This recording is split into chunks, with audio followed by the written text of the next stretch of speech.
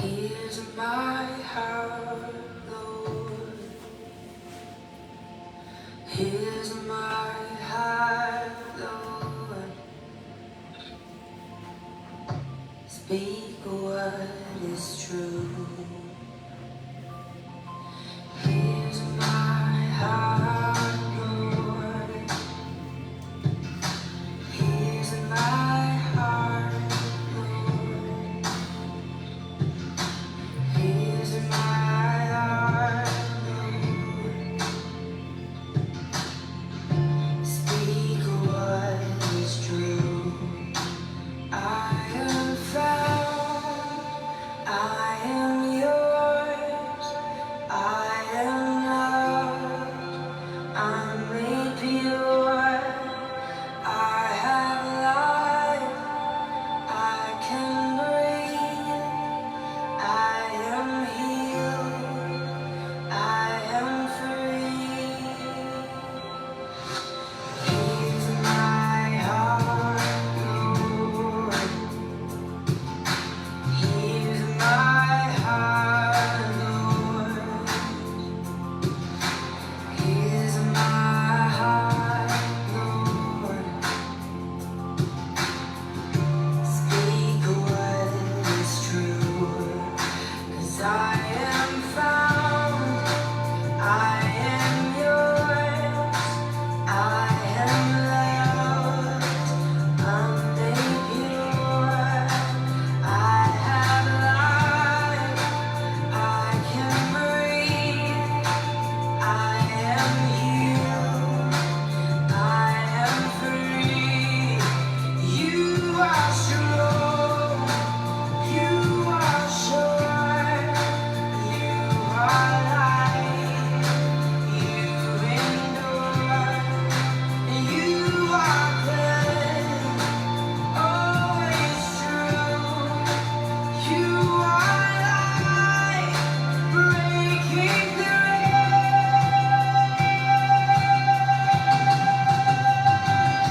Oh, here's my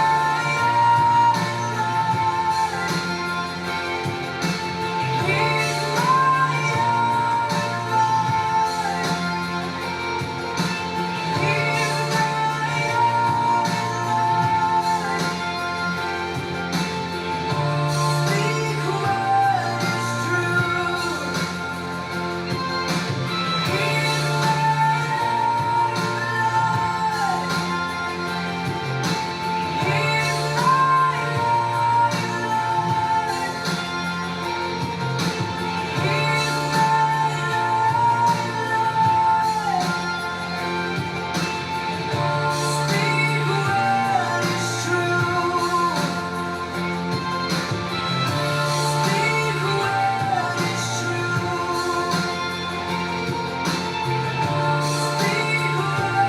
is true.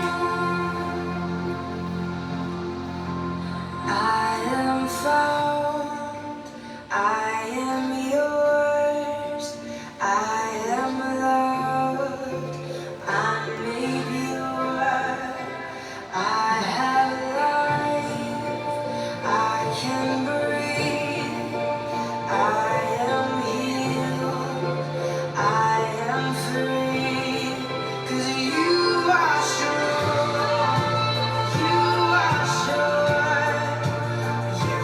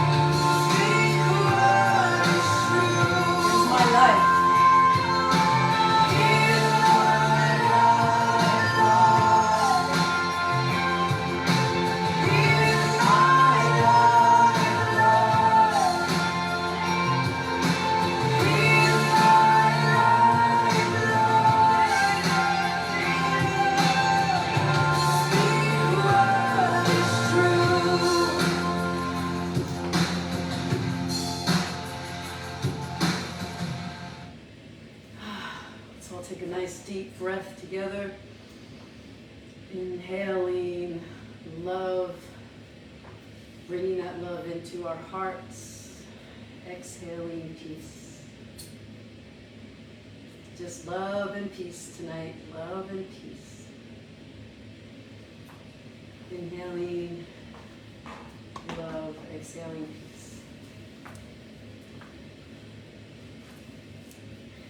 Let's just take a few moments to be in the quiet, in the solitude, in the groundedness of this moment where we make a commitment to visualize light coming into our entire energy chakra system to fill us with the energy, the motivation, and the inspiration to be light, to bring light, love and peace. Love and peace. As we go through our day, we wake up knowing that we have 24 hours to do the best we can to rise higher, pray harder, love steadily, forgive readily, and even if that means ourselves, to make the corrections within ourselves that need to be made in order for us to truly expand our hearts so that our hearts become a safe place for all we encounter. A safe place of compassion and kindness and understanding. When we look in the mirror and when we look around at our brothers and sisters, our mighty companions, our kindred spirits, strangers, and even those with whom we are estranged. Using this time to truly be focused within. Here's my heart, Lord. Here's my heart. I pray to be of service from this heart, to be a good steward of all that is good and holy.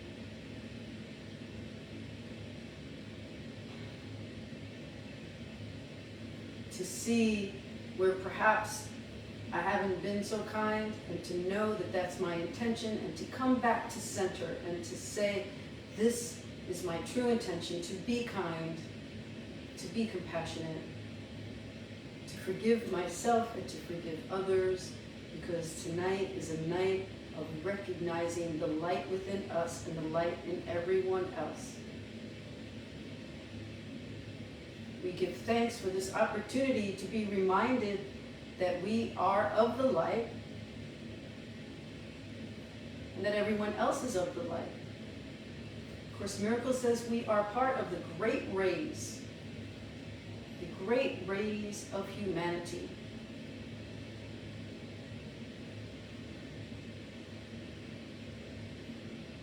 We imagine that we can take those great rays of light and send them out into the world.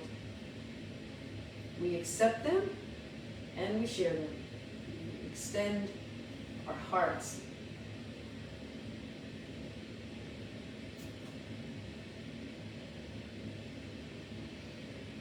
Let's take a nice deep breath in together, sharing the breath of all who have ever lived on this earth, and exhaling into this place of togetherness, of unity. Happy Holy Thursday. Happy Holy Thursday, my mighty companions, brothers and sisters.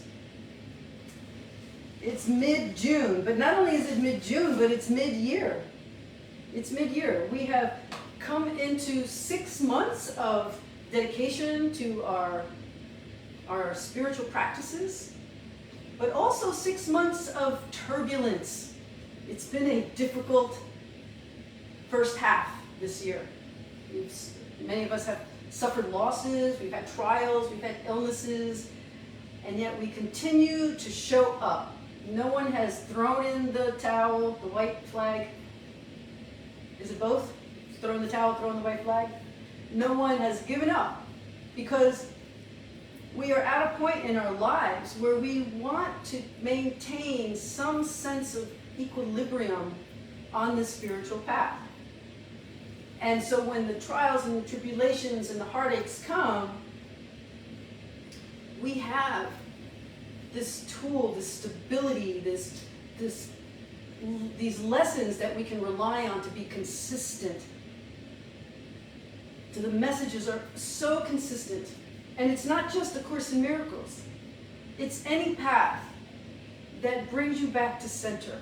Any path that challenges you to stretch out of your ego concern, whether it's fear or some other reactivity, to come back to a place of centered prayer, praise, commitment, and willingness to be a voice, a channel, an instrument of all that the spiritual path asks of us.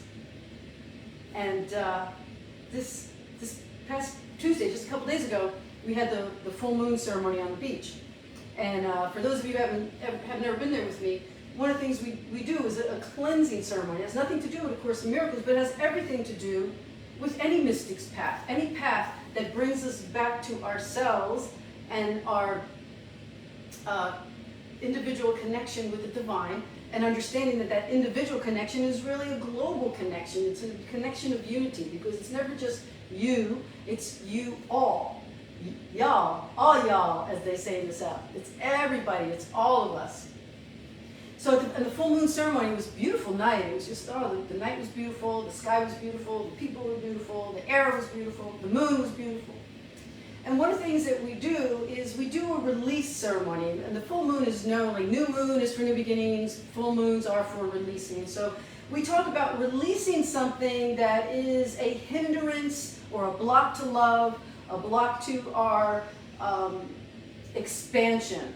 And a lot of times it's an emotional thing, like, maybe something that's fear-based, or some other angst.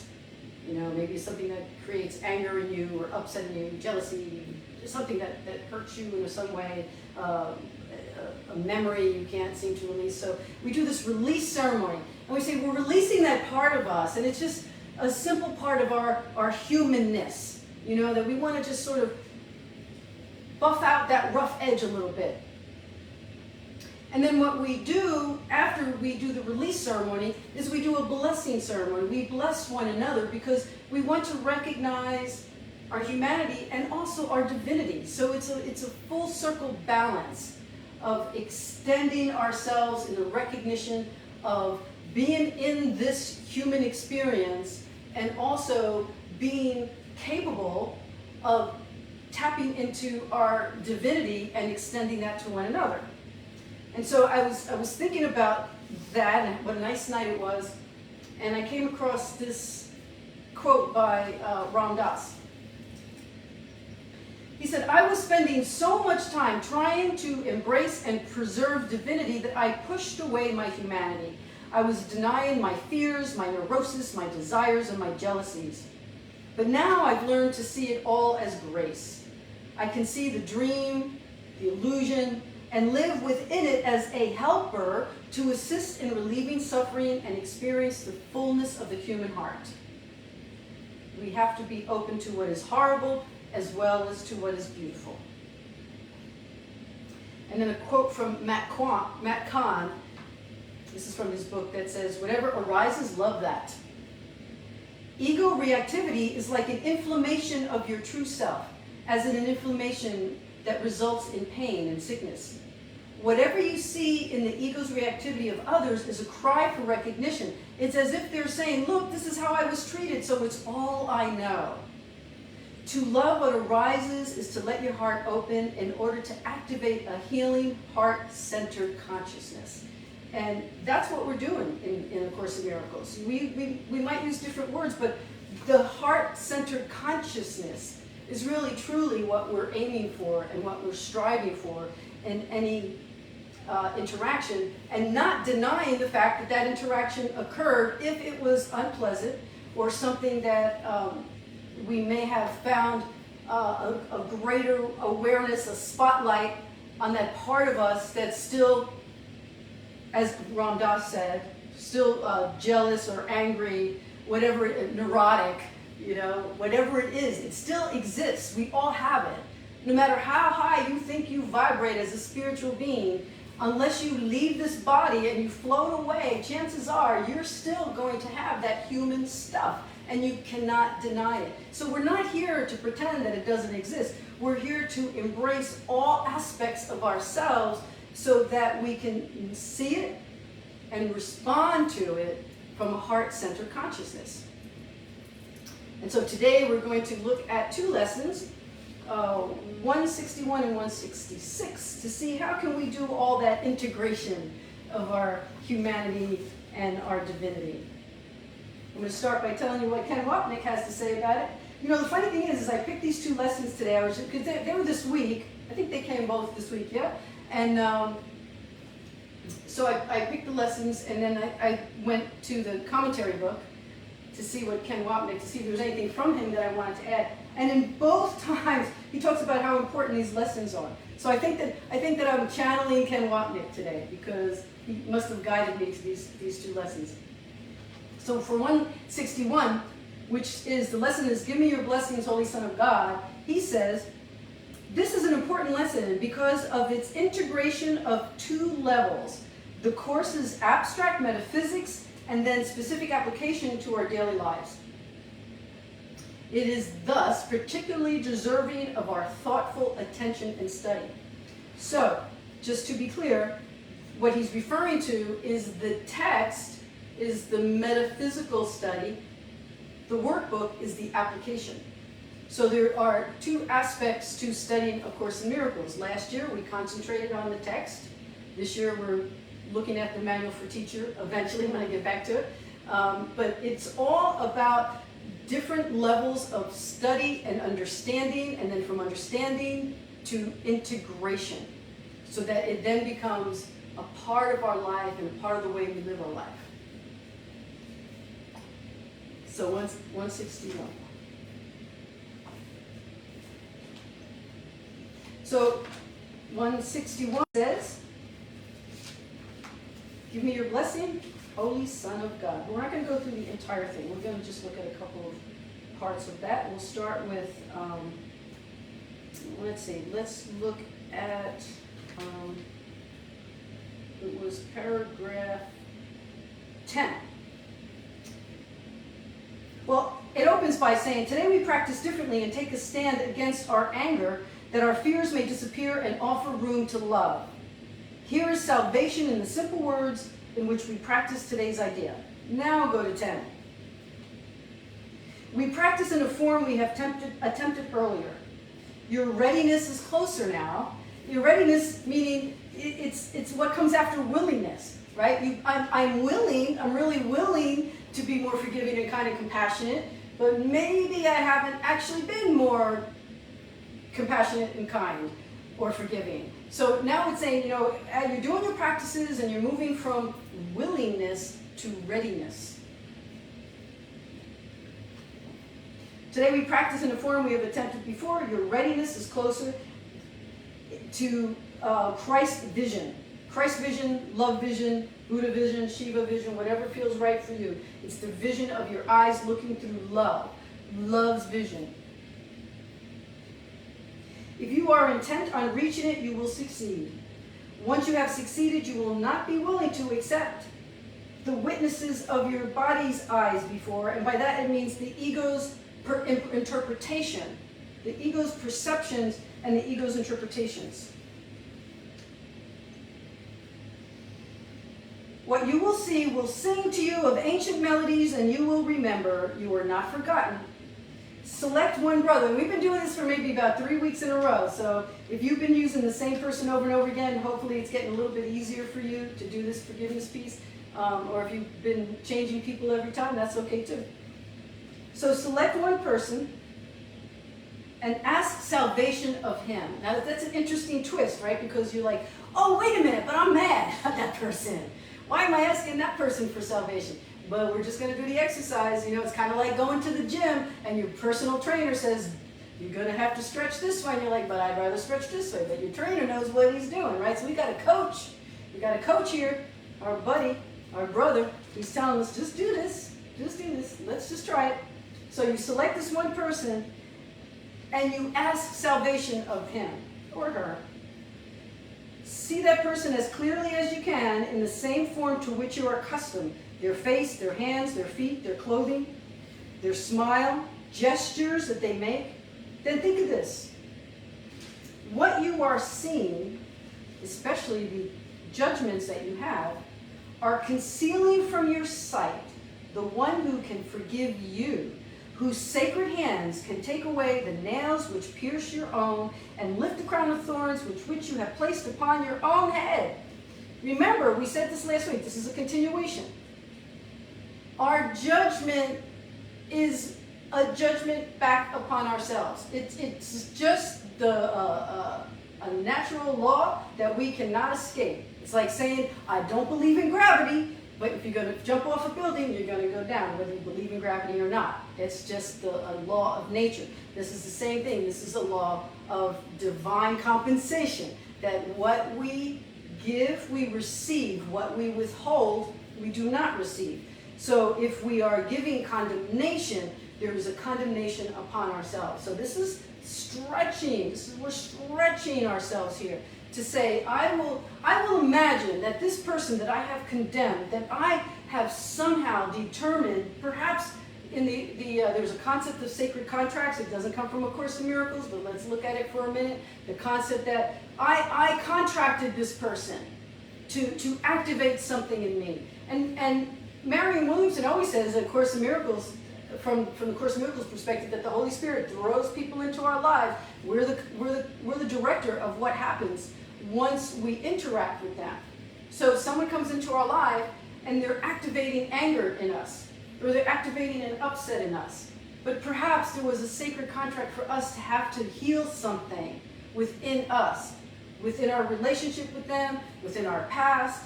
And if there's such a thing as reincarnation, maybe another life, we don't know. We just know that if it's there, if it's in your life, even if it was horrible, that this is something that you yourself in this moment, if you want to be relieved from the attachment you have to that pain and to that anguish, this is an opportunity to do that through this exercise. You're asking this person to show you the reflection of light that is in them somewhere, somehow. And some of us have been challenged lately because we're watching things on the news that are reminding us of things that we have a lot of judgment about. So that's why it's a good opportunity to practice. It's a good opportunity to practice because we are trying to look beyond the form of what is occurring in this madness. Because it is some crazy stuff we're looking at. Give me your blessing, Holy Son of God. I would behold you with eyes of Christ and see my perfect sinlessness reflected in you. He will answer who you are called upon, and he will hear the voice of God for you and answer in your own. Now, this is a little bit tricky, because it doesn't mean that this person is going to suddenly go, oh yeah, all right, God, I get it, and I'm blessing you back. It's not necessarily that kind of reciprocity. Because remember, we're not looking necessarily about the flesh and bones of our experiences. We're looking at a soul level of our experiences. So there may be people who never get back to you, never respond to you, never accept anything about you other than their negative image, or maybe you really can't leave the negative image of them out, take that out of you. That is just our human experience. So what A Course is telling us is that there is something beyond that. So maybe in this earth form, you may not have this conversation with another human being with whom you've had a need for forgiveness within yourself. It may never happen. The person may have passed away. The person may just not be in your life anymore. Or maybe it was an encounter that you will never ever re-encounter.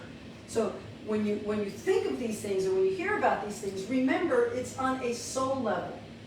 We're working on the rotor-rooter cleansing of our soul. Not necessarily what we expect from anyone. Because expect from anyone something specific other than who they are is just going to leave us disappointed. So let's not be disappointed, right? What we want to be is appointed to the task of doing our own forgiveness work so that we can do our own rising within. So we can do our work.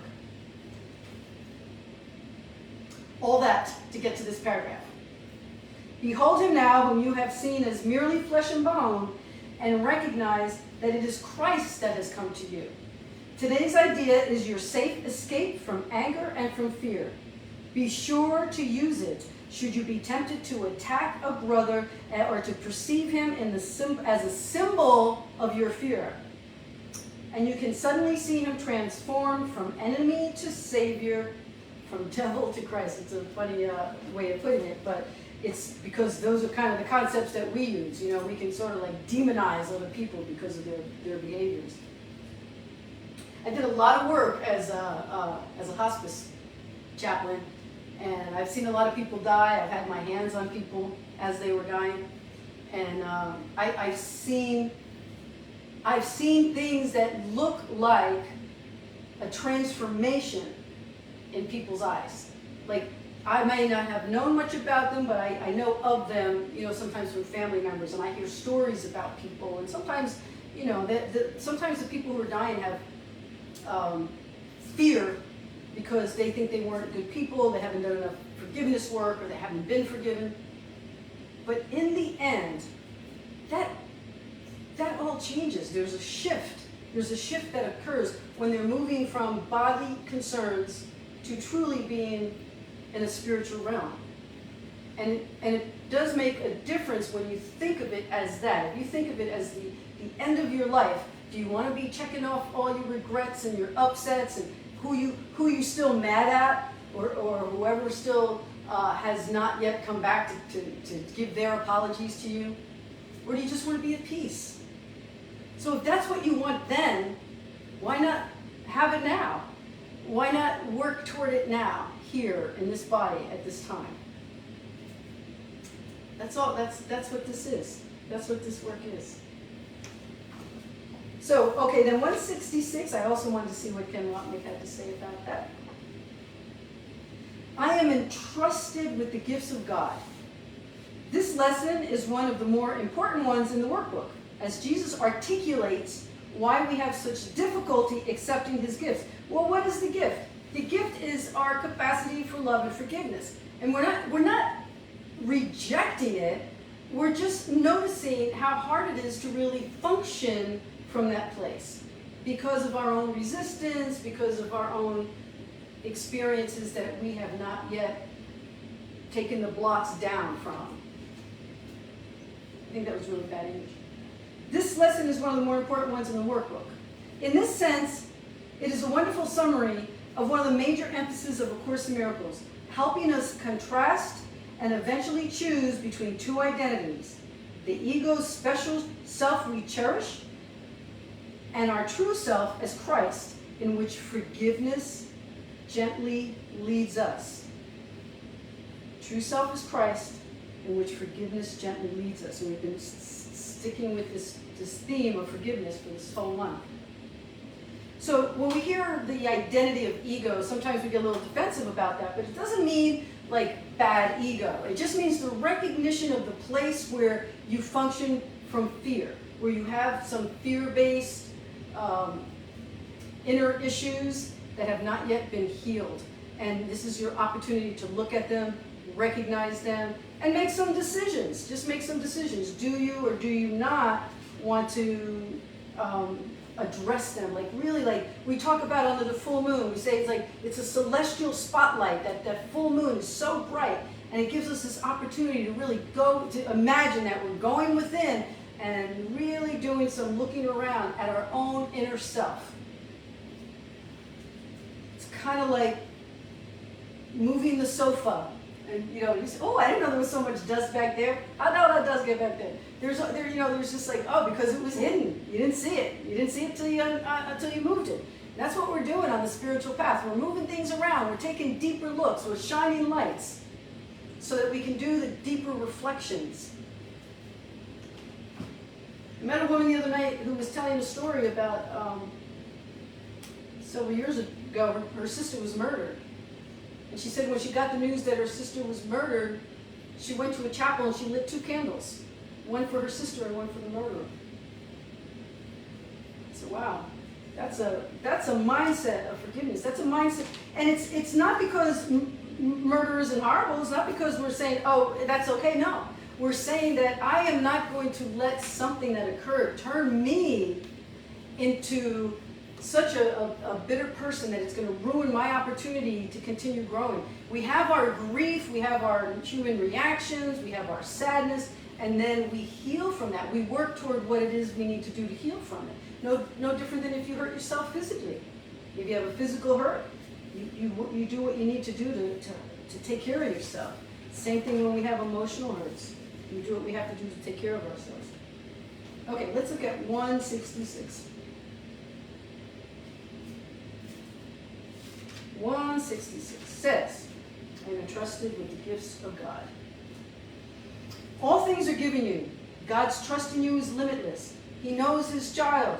He gives without exception, holding nothing back that can contribute to your happiness. And yet, unless your will is one with his, you don't receive his gift. Now that almost sounds like, well, I don't know, how can that be? Well, it is because our resistance is a block. Every time we block ourselves off, we block our hearts off, and when we block our hearts off, we can't receive. The capacity of our hearts is greater than we probably ever could imagine.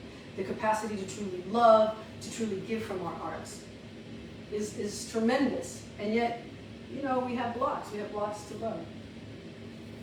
It's like the story, you know, they have all these stories. I'm sure you've heard one version or another of, you know, like somebody who didn't know that they had a treasure somehow. You know, they had maybe a box and they never looked in it, or they thought it was one thing and it turned out to be another thing, and it was like this amazing treasure was worth so much. We don't know, we don't realize how much we have within us, that we are a storehouse of treasures that we're not using, that we're not accessing, because we have maybe even a sense of unworthiness. Maybe we don't believe it of ourselves. I'm here to tell you, you are worthy. You can get to that place where you can truly receive the love that you deserve in this world, and from that place of receiving and accepting it for yourself, you can then give it to others. Questions? Here is a paradox that underlies the making of the world. The world is not the will of God. The way we function in this world is not the will of God. The Course tells us that over and over again. It's not right now that things are kind of hectic and crazy. It's been since the beginning of time. That has never been the will of God. So it's up to us to make the changes. And it starts just within the individual change that we can make within ourselves. Some individual commitment to, like the song says, here's my heart, Lord, here's my heart. Let my heart be used in the service of God's love and grace. Let's go to paragraph 11. One who walks with you gently answers all your fears with one merciful reply. It is not so. It is not so. He points to all the gifts you have each time the thought of poverty oppresses you. That doesn't mean dollars and cents poverty. It means poverty of your heart and poverty of your mind. He speaks of companionship when you perceive yourself as lonely and afraid. I know I kind of jumped around. I meant like the middle of that paragraph. Sorry. I know it's hard to keep up. 13. These gifts are yours, entrusted in your care, to give all who choose the lonely road you have escaped. They do not understand, but they pursue their wishes. It is you who teach them that. For you have learned of Christ. There is another way for them to walk. Teach them by showing them the happiness that comes to those who feel the touch of Christ and recognizes God's gift. Let sorrow not tempt you to be unfaithful to your trust. So, there's a good example here. If something sorrowful happens, it doesn't mean you don't feel your sorrow. It means you don't allow that sorrow to change the truth of who you are. You don't allow it to, you get to that crossroad. I can be better or I can be bitter. So you don't allow it to take you down a road of bitterness so that now you cannot give of yourself. And I remember when my dad, my dad was killed in a car accident, and I remember for maybe 6 months I would just, stare at the wall, like, I was obsessing about what were those last few moments of his life, because they found him on the floor of the car because he didn't have a seatbelt on, and, I just imagined and obsessed, and once I got over the initial, and I by initial I mean it was like 6 months of, really maybe shock and despair, I started looking at a bigger picture. I started looking at a bigger picture of what life and death really is, and what his life meant, and how his death was. And then there's a place for me to go visit. I go now to that tree every now and then, and I take palms on Palm Sunday, and I put them at the tree, and it's a remembering of the fact that there's a greater grace, there's a greater way of seeing life and death, there's a greater way of accepting those sorrowful things that happen in our lives, so that we can then be of service to others. I can be more of service to someone who's had a tragic death in their life, like Angie from our beloved Pam, because of that experience. There's so many experiences that people can say it was a horrible experience, and then they turn into people of compassion and kindness, and maybe they change even laws of the land because their sorrow was able to be transformed and transmuted into something that became helpful. And so we have that opportunity every time we realize that we are entrusted with these gifts that allow us to be above and beyond our human experience. That spiritual aspect of ours that allows us to rise above and look at it as if there's a cameo in A Course in Miracles. It says we're looking down at the battlefield. We're not participating in it. We're not engaging in it. So we feel it, heal it, and then we become givers of grace as a result of it. Time check. 7:39. Here, thank you. It says here, your sighs betray the hope of those who look to you for their release, but your tears are theirs. And your hand becomes the giver of Christ's touch. Your change of mind becomes the proof that who accepts these gifts don't suffer.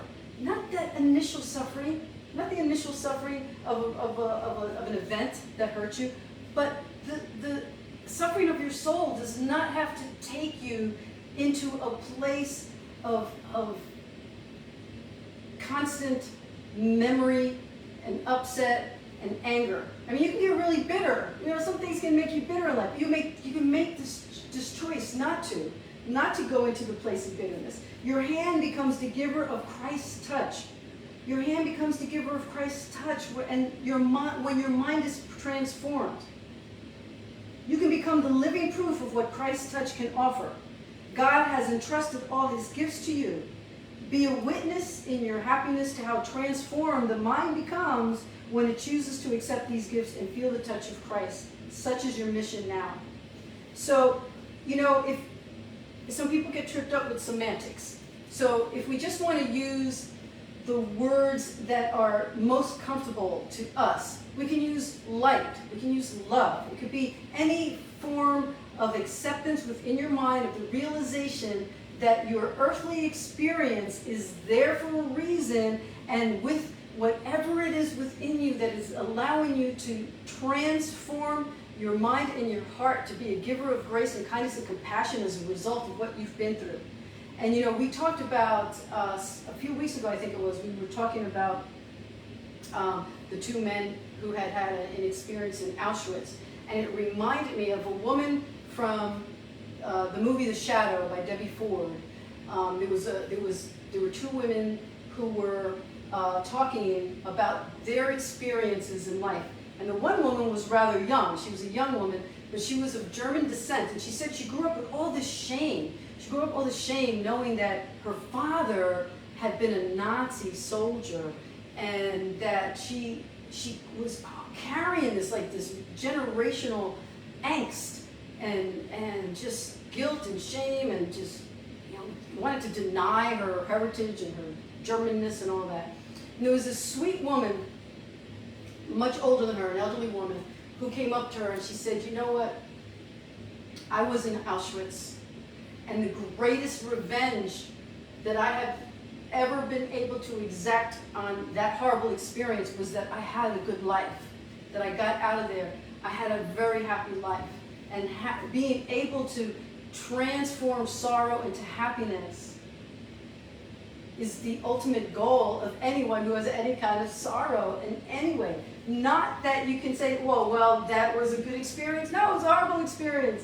But I didn't stay bitter. I didn't stay angry. I became a happy person. I help other people.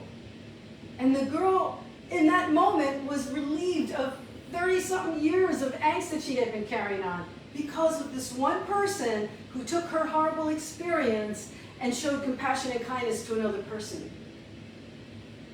That's what this is talking about. That's the kind of transformation that we're trying to work on. The Christ consciousness is a love consciousness. If we can change our minds and start to really pay attention to our level of willingness, because when we have resistance, it's because we're so caught up in our perception of how things should be. And you know what? Things are rarely going to turn out exactly as we want them. And so as long as we're in this world and we're in this embodiment and we're having these challenges, we might as well look at the opportunity we have to rise higher, to rise above it, and to use it as grist for the mill of the person that we ultimately want to be. It's an interesting book. It's called The Holy Spirit's Interpretation of the New Testament, but it's by a Course in Miracles teacher who says she channeled it. Her name is Regina Dawn Akers. But I read this earlier in the week. I wanted to share it with you as a correlation to this teaching. It says, where you see a need to defend, rest, and let that perception be healed. When you see fear, rest, and let that perception be healed. When you feel guilt, rest, let that perception be healed. Whenever you think you're not worthy of all the glory of all these gifts, rest and let that perception be healed. And as you rest, you will be healed. Because your true self, the truth of who you are, can indeed rise above. So let's have an ending song and then an ending prayer. And just take a nice deep breath. Feel your heartbeat. Allow yourself to remember the gloriousness of your own self, of how high you can rise, of who you truly are, and of who everyone else truly is as well. All right, let me see what we can do. Oh, what happened here? You didn't stop. I know, it's funny. I had that thought. Like my instinct was to double check it, but that's all right. Here we go. Here we go. Enjoy.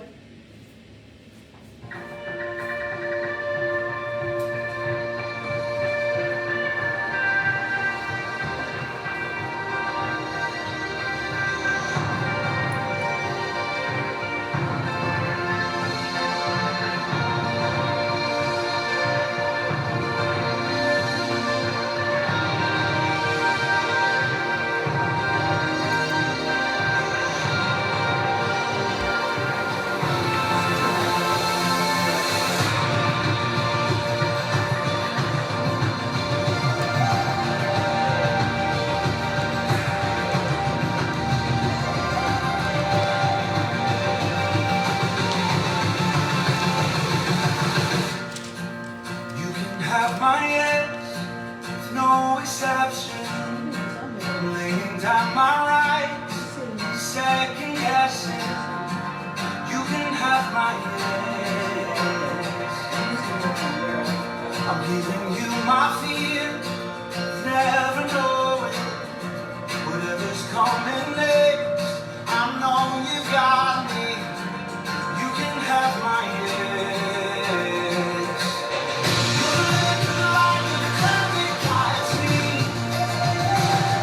You're the way, the truth, you're the life inside me.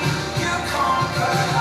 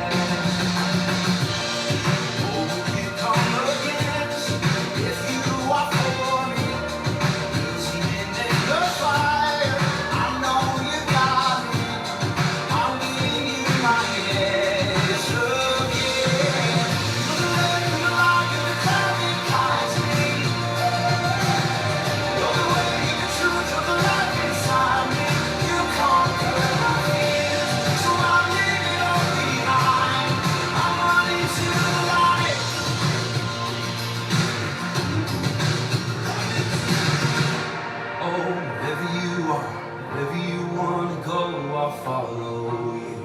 Wherever you are, wherever you wanna go, I'll follow you. Oh, wherever you are, wherever you wanna go, I'll follow you.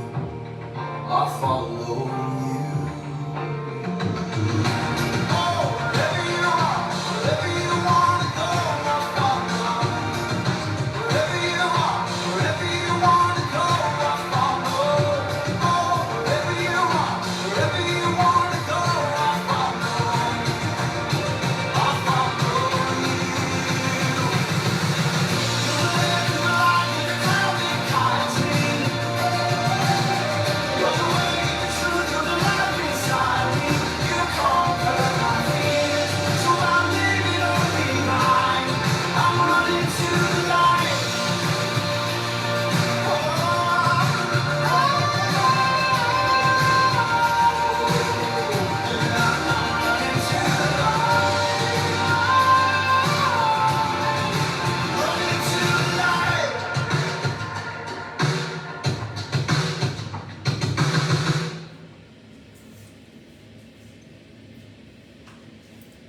There is a silence into which the world cannot intrude. There is an ancient peace you carry in your heart and have not lost. There is a sense of holiness in you. These rewards for you are so great and so completely different from all things you have sought before.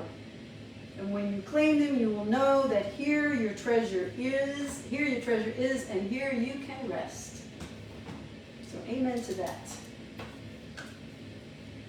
God bless you. See you next week.